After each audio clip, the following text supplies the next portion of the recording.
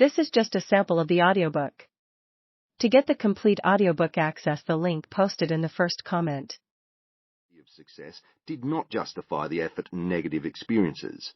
I am 39 years old, tall, fit and intelligent, with a relatively high status and above average income as an associate professor. Logically, I should be attractive to a wide range of women. In the animal kingdom, I would succeed in reproducing. However, there is something about me that women find unappealing. I have never found it easy to make friends, and it seems that the deficiencies that cause this problem have also affected my attempts at romantic relationships. The apricot ice cream disaster is a good example. Claudia had introduced me to one of her many friends. Elizabeth was a highly intelligent computer scientist with a vision problem that had been corrected with glasses. I mentioned the glasses because Claudia showed me a photograph and asked me if I was okay with them. An incredible question from a psychologist.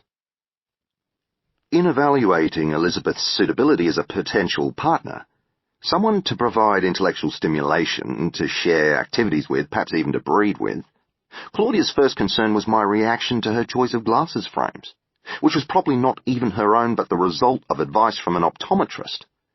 This is the world I have to live in. Then Claudia told me, as though it was a problem, she has very firm ideas. Are they evidence-based? I guess so, Claudia said. Perfect.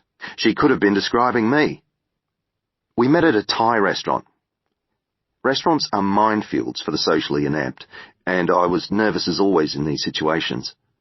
But we got off to an excellent start when we both arrived at exactly 7 p.m. as arranged. Poor synchronization is a huge waste of time. We survived the meal without her criticizing me for any social errors. It is difficult to conduct a conversation while wondering whether you are looking at the correct body part, but I locked onto her bespectacled eyes as recommended by Jean. This resulted in some inaccuracy in the eating process which she did not seem to notice. On the contrary, we had a highly productive discussion about simulation algorithms. She was so interesting. I could already see the possibility of a permanent relationship. The waiter brought the dessert menus and Elizabeth said, "I don't like Asian desserts." This was almost certainly an unsound generalization, based on limited experience, and perhaps I should have recognized it as a warning sign. But it provided me with an opportunity for a creative suggestion. We could get an ice cream across the road. Great idea, as long as they've got apricot. I assessed that I was progressing well at this point and did not think the apricot preference would be a problem. I was wrong. The ice cream parlour had a vast selection of flavours, but they had exhausted their supply of apricot. I ordered a chocolate chili and licorice double cone for myself and asked Elizabeth to nominate her second preference. If they haven't got apricot, I'll pass. I couldn't believe it. All ice cream tastes essentially the same, due to chilling of the taste buds. This is especially true of fruit flavours. I suggested mango. No thanks, I'm fine. I explained the physiology of taste bud chilling in some detail. I predicted that if I purchased a mango and peach ice cream, she would be incapable of differentiating, and by extension, either would be equivalent to apricot. They're completely different, she said. If you can't tell mango from peach, that's your problem.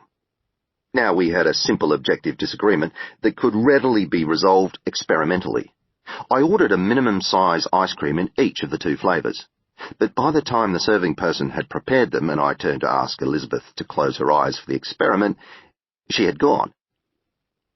So much for evidence-based, and for computer scientist.